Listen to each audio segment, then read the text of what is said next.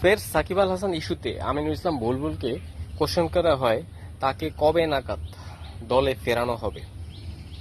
আমিনুল ইসলাম বুলবুল খুব সুন্দর একটি প্রশ্ন ছুড়ে দেন যে সাকিব আল হাসান কি দেশে আছে। প্রথমে সাকিব আল হাসানকে দেশের মাটিতে আসতে হবে, তারপরে সিদ্ধান্ত হবে তাকে কি দলে কবে ফেরানো হবে, তার ফিটনেস কেমন এবং তিনি কি আসলে দলে ফিল্ডের সাথে সাথে ভালো করতে পারবে কিনা, আর তার ফিটনেসের ট্রেন আপ দেওয়া উচিত কিনা, সবকিছু মিলে সাকিব আল হাসানকে দলে ফেরানোর জন্য আসলে মূলত দরকার সাকিব আল হাসানকে দেশে ফেরা। এখন তিনি যদি দেশে না ফিরে, বারবার সাংবাদিকরা কোশ্চেন করে যে তাকে আসলে কবে নাগাদ দলে ফেরানো হবে।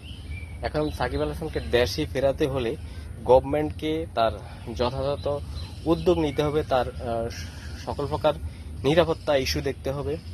তাহলে সম্ভব যে সাকিব আল হাসান দেশে ফিরলে বোর্ড প্রেসিডেন্ট চেষ্টা করবে, চিন্তা করবে, তারপর তাকে দলে ফেরানো হবে।